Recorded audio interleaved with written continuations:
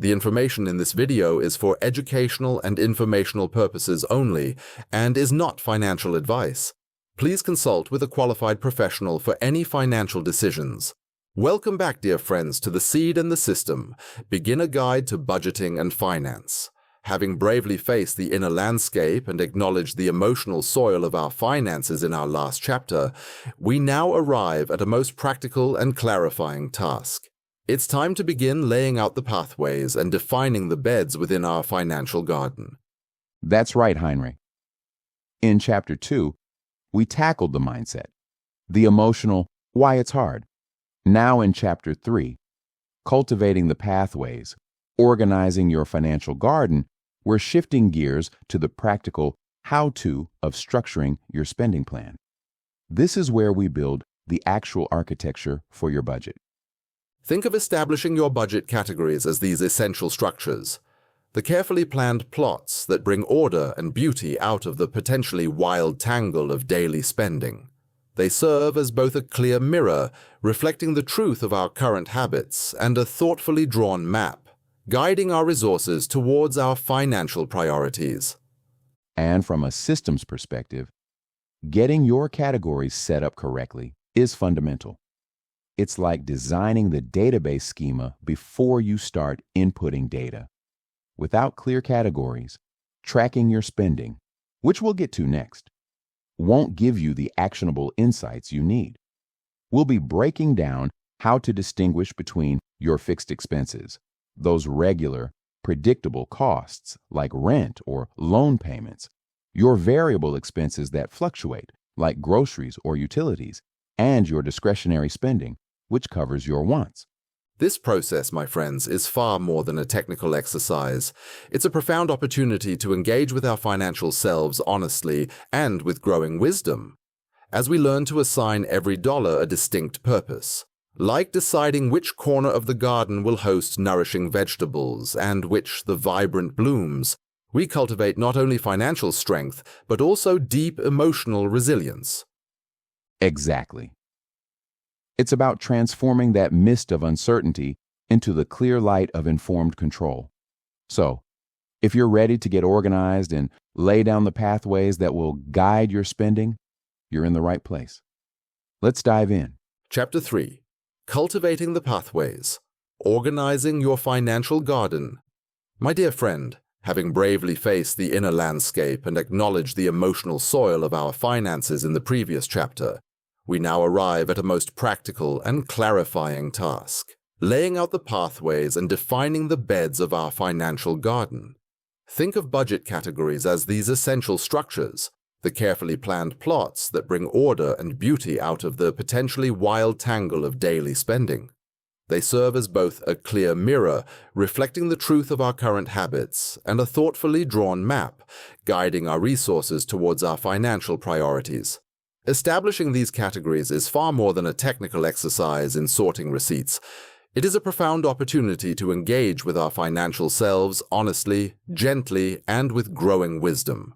As we learn to assign every dollar a distinct purpose, like deciding which corner of the garden will host the nourishing vegetables and which the vibrant blooms, we cultivate not only financial strength but also deep emotional resilience, transforming the mist of uncertainty into the clear light of informed control.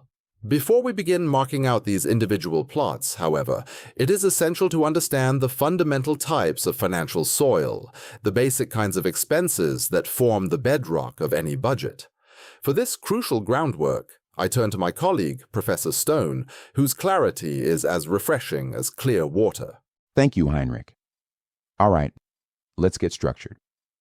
To effectively categorize your spending and build that useful map, Heinrich described, you first need to understand the three main types of expenses that almost everything falls into. Think of these as the foundational layers or tags in your financial data system. Fixed expenses, your core operating costs. What they are. These are the recurring costs that generally stay the same amount month to month.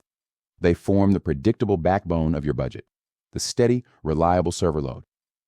Examples include your rent or mortgage payment, car loan installments, Various insurance premiums, such as health, car, or renters, show homeowners insurance, set subscription fees for essential services like your core internet and phone plans, and any required minimum debt payments. Why they matter.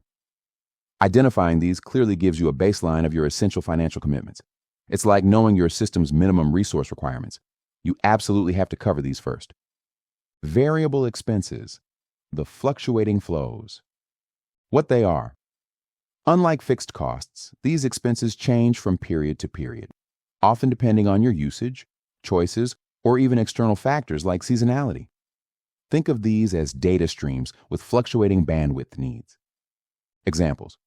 Groceries can vary significantly depending on habits and guests. Utility bills. Electricity. Water often fluctuate based on usage. Gasoline or public transport costs. Depends on travel. Clothing purchases. Household supplies. Why they matter.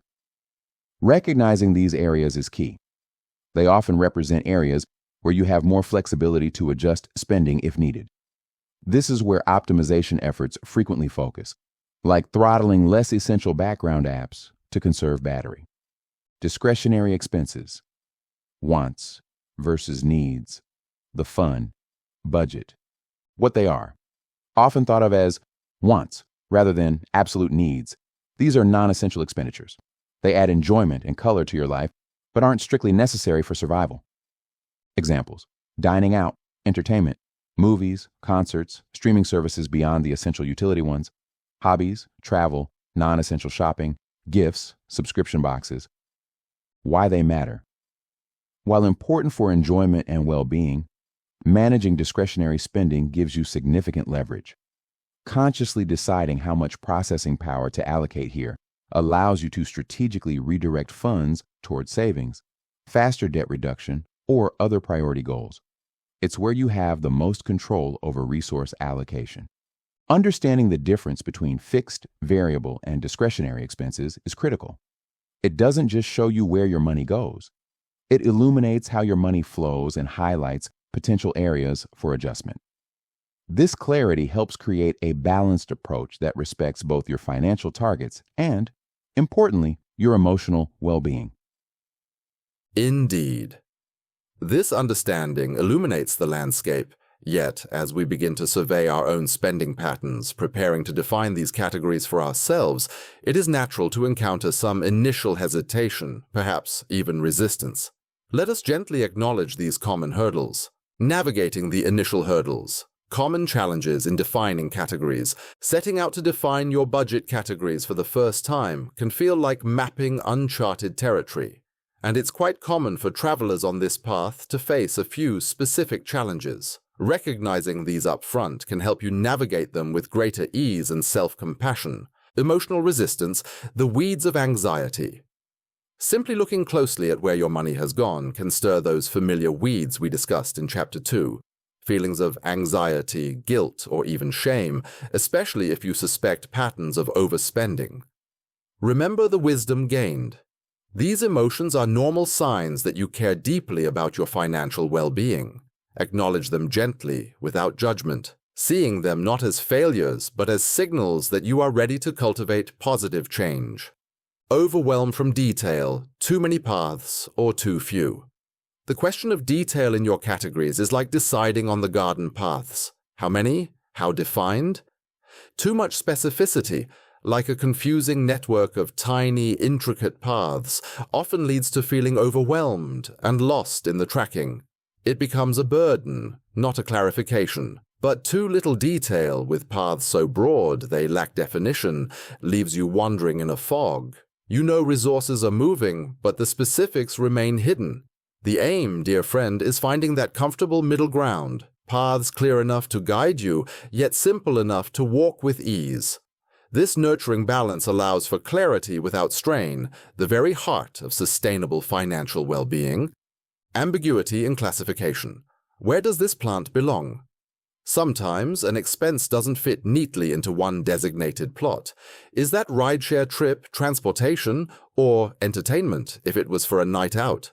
Is that new gadget a business expense or a personal want?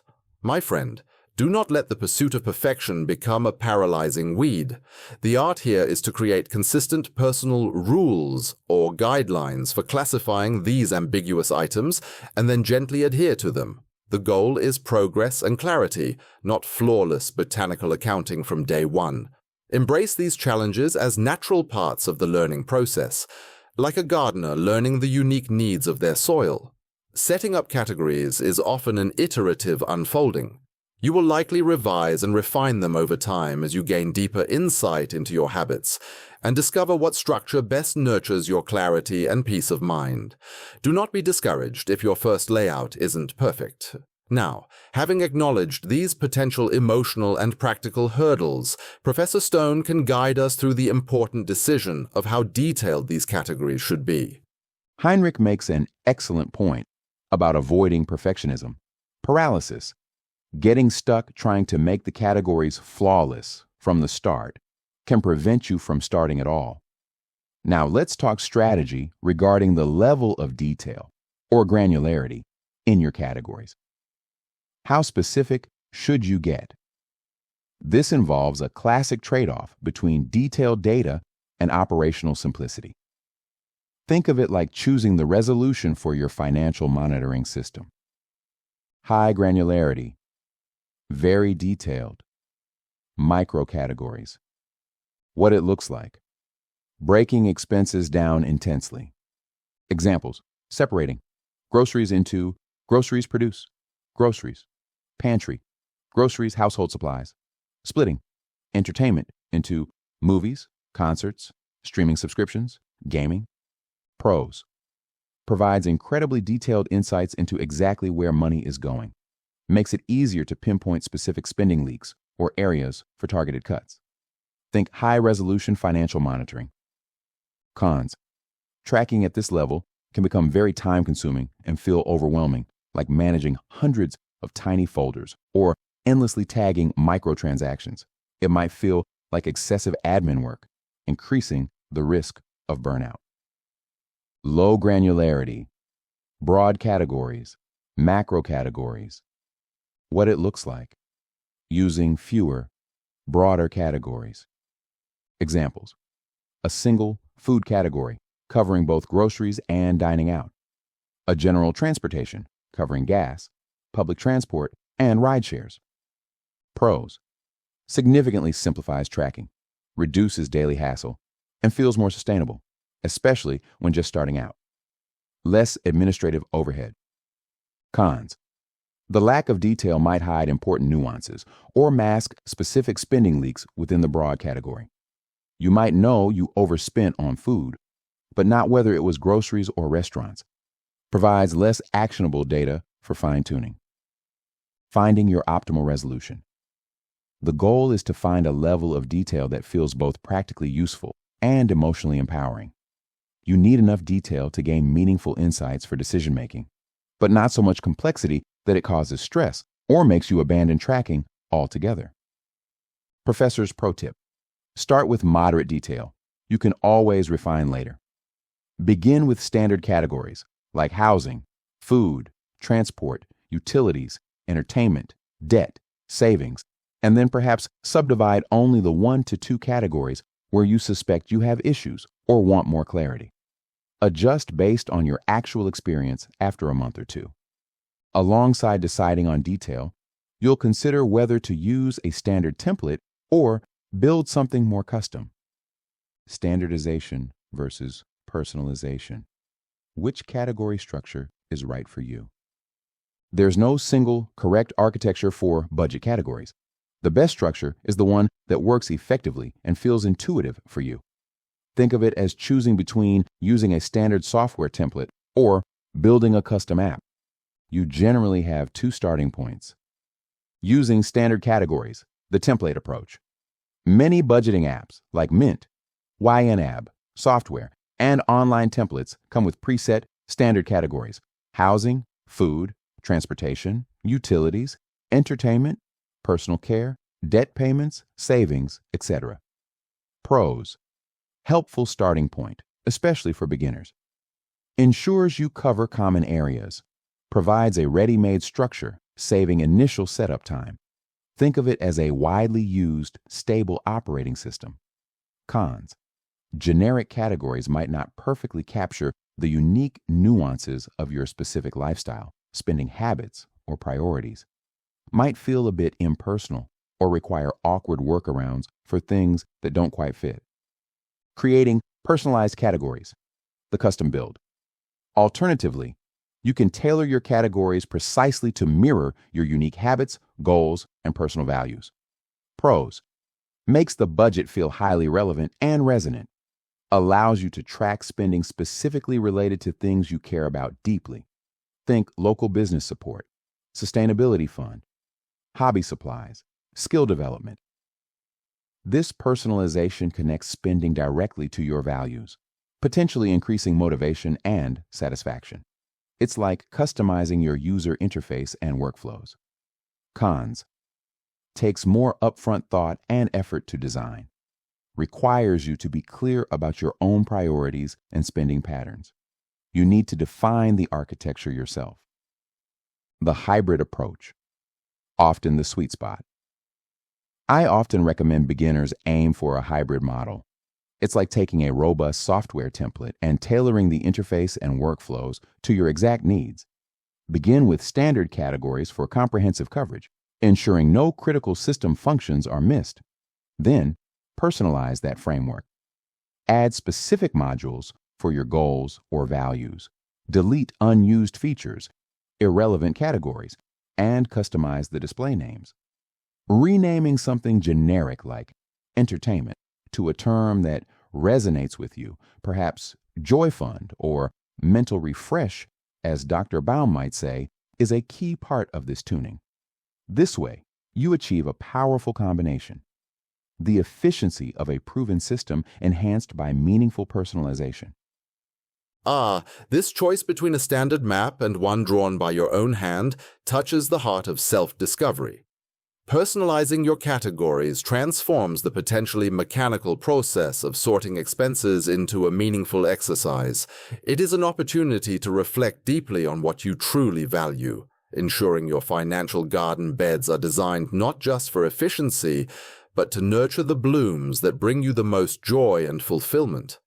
When your categories resonate with your spirit, the entire act of budgeting feels less like a chore and more like tending to something precious and uniquely yours. Exactly. That personal connection is key for long-term adherence and motivation. Now let's translate this understanding into practical steps. Here's how beginners can effectively set up and refine their categories. Practical guidance for beginners. Setting up and refining your categories. Ready to architect your budget structure? Follow these steps for clarity and confidence. Start with a spending snapshot. Gather initial data. Before designing categories, understand your current reality. Review your bank and credit card statements from the last month or two.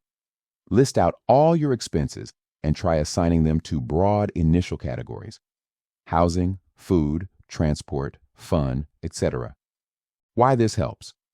This exercise provides a crucial baseline, grounding you in facts rather than assumptions about where your money goes.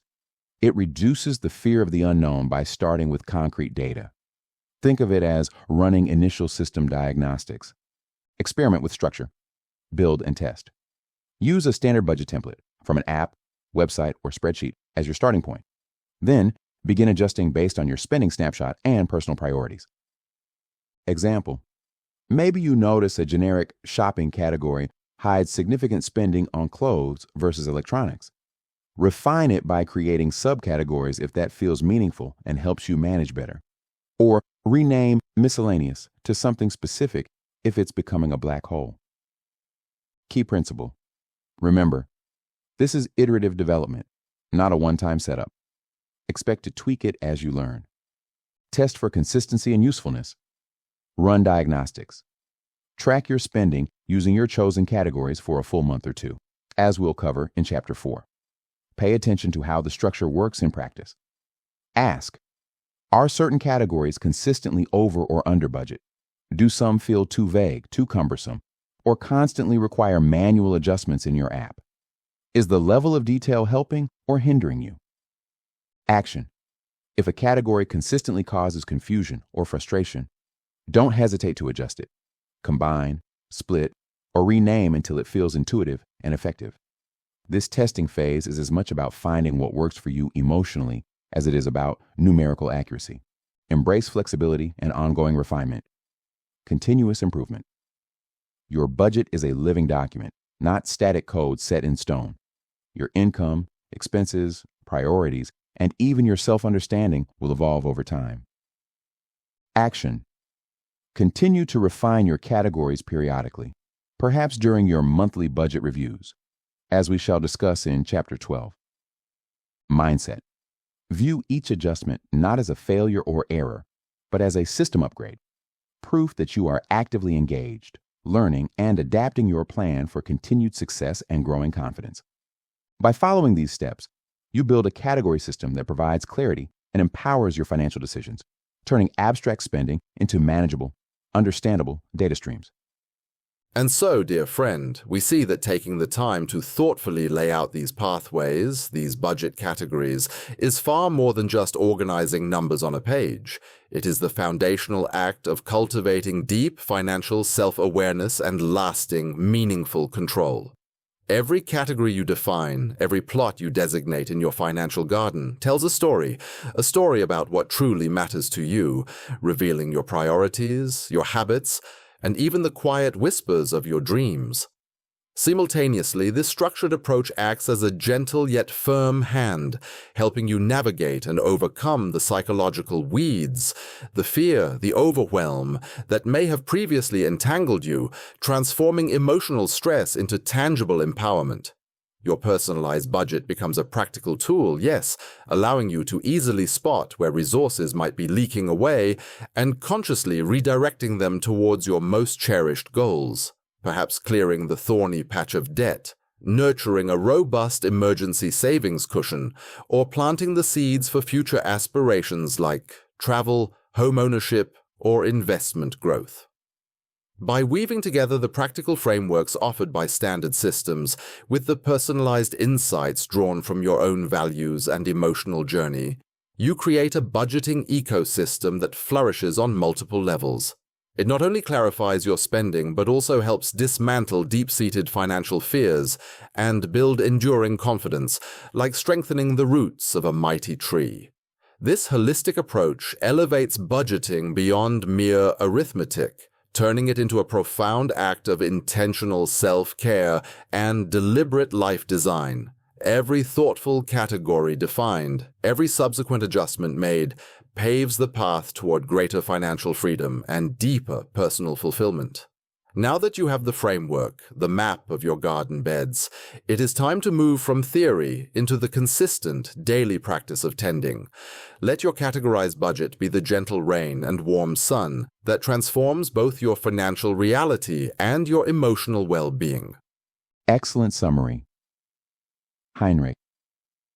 With your budget categories now defined, you have the essential structure in place.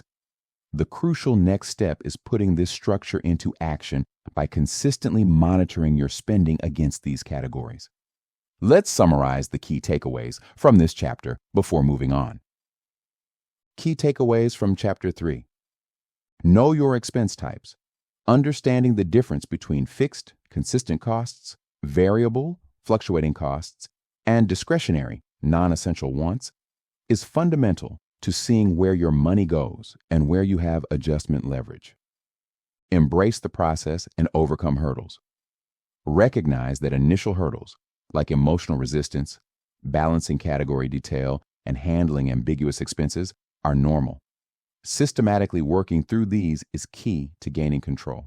Find your balance in granularity. Decide on a level of category detail, granularity, that provides useful insights without causing tracking fatigue or overwhelm. Start moderate, then adjust. Customize with purpose. Whether starting with a standard template or building from scratch, ensure your categories genuinely reflect your personal values, priorities, and the emotional reality of your financial life for better motivation and relevance. Iterate and refine continuously. Budget categories aren't set in stone. Regularly review and adjust them as your life, goals, and understanding evolve, keeping your system effective and relevant. Having established the fundamental categories for your spending in this chapter, you've created the essential architecture for your budget. You now have a framework designed to bring clarity and purpose to your financial decisions. However, categories alone are just the blueprint. Their real power is unleashed when you actively monitor your spending against them in real time. That's the data feed that makes the system dynamic. Therefore, building directly on the structure we've just created, in the next chapter, Chapter 4, we will explore how to effectively track your spending.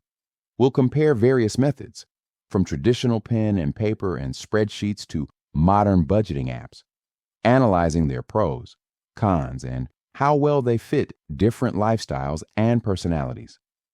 This is the crucial step that turns your theoretical budget categories into an actionable, day-to-day tool for managing your money and making tangible progress.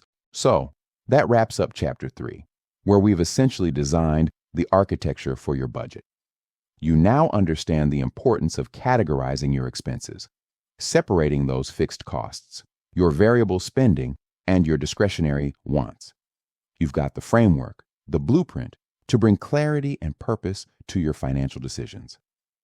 Indeed, Eliot. Taking the time to thoughtfully lay out these pathways, these budget categories, is far more than just organizing numbers. It's an act of cultivating deep financial self-awareness and lasting, meaningful control. Each category you define tells a story about what truly matters to you, helping to transform that emotional stress we talked about into tangible empowerment. Your financial garden beds are now marked out, ready for the next stage of active tending. Exactly. Because categories alone, as well defined as they might be, are just a static plan, their real power is unleashed when you connect them to the dynamic flow of your actual spending.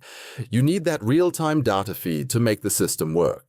Just as a gardener must observe how the sun and rain affect each plot, you must now observe how your resources flow within these categories you've so carefully designed. Precisely. And that's exactly where we're headed in Chapter 4. Tending to the daily harvest. Tracking your spending. We'll be exploring the different tools and techniques from good old pen and paper and versatile spreadsheets to the slick, automated budgeting apps. We'll compare their pros, their cons, and critically, how well they fit different lifestyles and personalities. This is the crucial step that turns your theoretical budget categories into an actionable, day-to-day tool for truly managing your money. It's about finding the right rhythm for observing your garden's growth, a method that feels natural and sustainable for you. We look forward to guiding you through that exploration. And now a word from the creator. Hey there, I'm Ferguson, an educational researcher passionate about financial literacy, audiobook narration, and telling compelling educational stories that empower and inspire. I'm currently developing audiobooks, podcasts, and episodic content to make financial education more accessible, and I'm exploring innovative AI tools to enhance storytelling. I dream of becoming a published author, and if you enjoy my work and want to fuel future projects, a coffee or two really goes a long way. Please hit the like button, subscribe to my channel, and click the bell icon so you never miss an update. Also, check out the link in the description to buy me a coffee and support my journey. Thanks for being part of this community. See you in the next episode. The information in this video is for educational and informational purposes only and is not financial advice. Please consult with a qualified professional for any financial decisions.